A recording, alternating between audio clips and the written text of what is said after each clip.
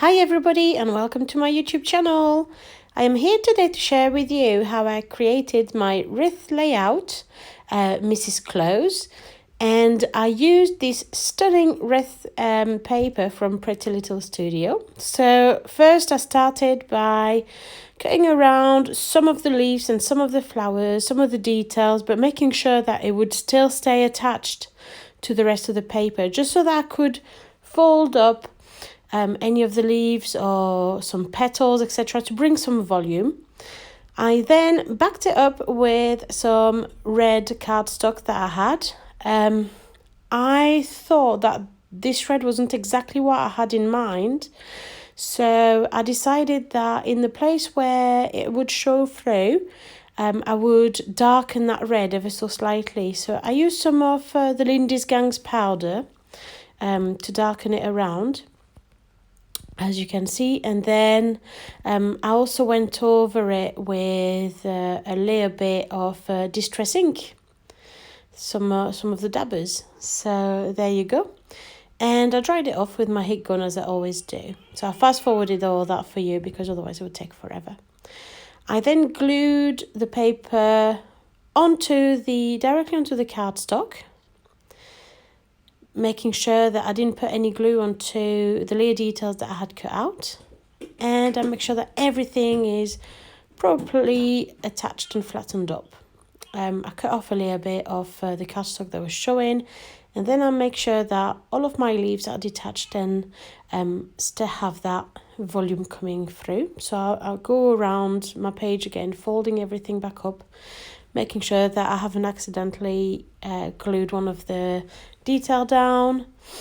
And now I'm cutting off my photos. So I print my photos at home just on a typical printer, and I print them as a 4x3 inches. I like them a little bit smaller than the usual 4x6, so that's why I print them mostly at home. So I also decided to mount my photograph onto the green paper, the green side of the Heidi Swap paper.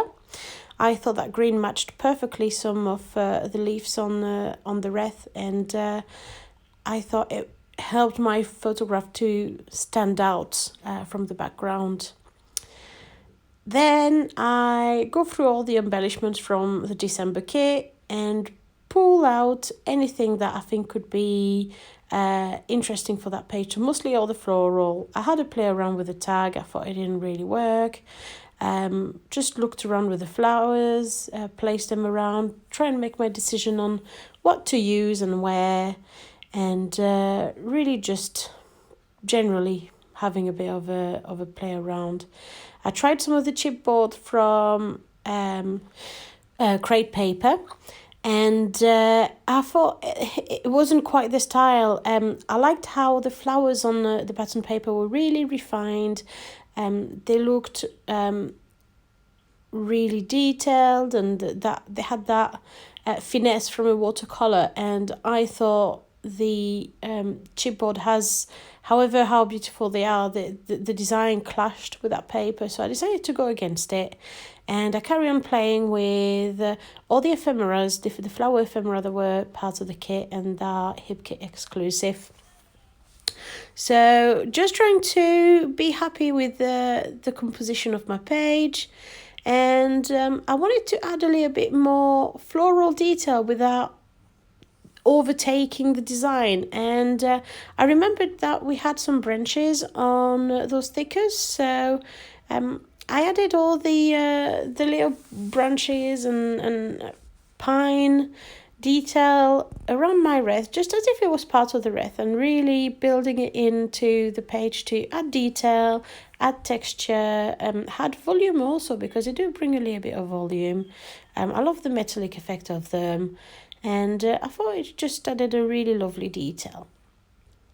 So I'm happy with that, and decided to glue all of my detail, and I'm starting to think of adding a little bit more floral around my page, and still again playing with the flowers. And I like the dainty little flowers. I thought it would work best because then the style wouldn't overtake the wreath that was already there and that I really liked as it was, but I thought needed a little bit more volume. So I just decided to use the smaller flower ephemera from the Hip Kit exclusive pack. And I really liked how it added that extra layer something to my page. So I mounted them on little sticky foam pads to add extra volume and extra dimension to my page. And just going around the wreath, adding the odd layer flower here and there. Just as you can see, just always mounting it and placing it where I think the colours will match the best. I am then looking for the perfect title for my page.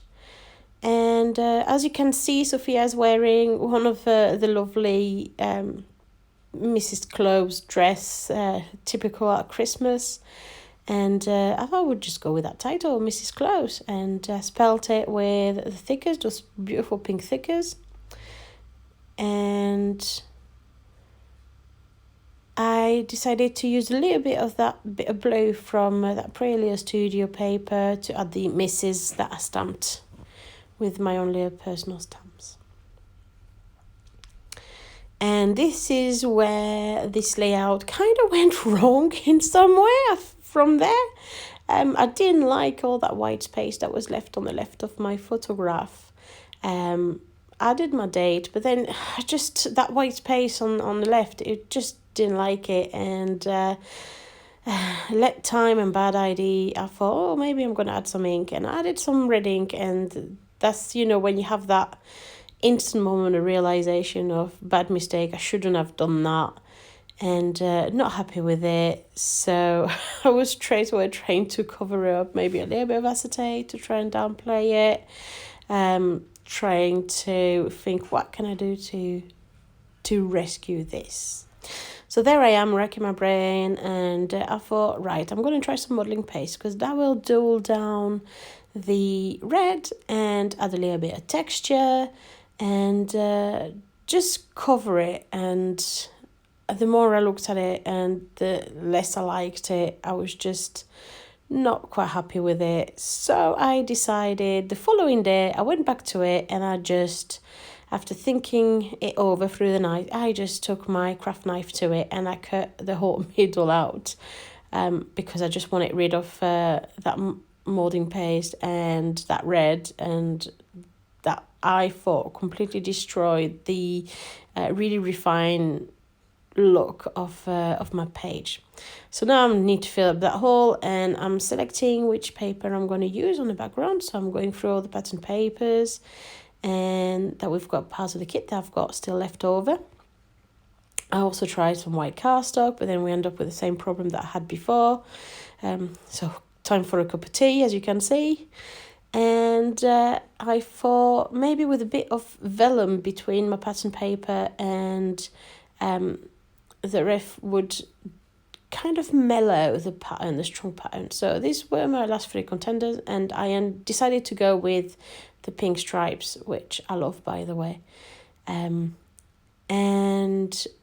I glued the vellum, so that kind of dulled down the pink. It just took the edge off and made it a little bit less strong. And then I trimmed my paper to fit behind my page. So I secure it with some double-sided sticky tape. It's the glue I always go to when I need to glue something strongly and quickly, and I don't want it to slide. I want it to be secure, so that's what I always use.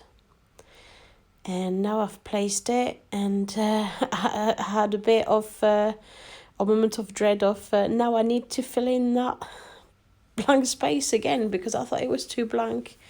So I looked with stars, looked with a few embellishments, and then I just decided to write down my journaling and stamp it down.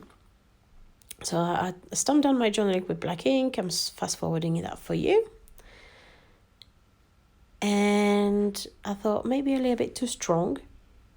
So I decided then to tone it down very slightly. I used some embossing powder, which is pink in a pot but has that translucent side to it. It's from Lindy's Gang, and I embossed it, and it kind of dulled down the black because it merged with the pink behind.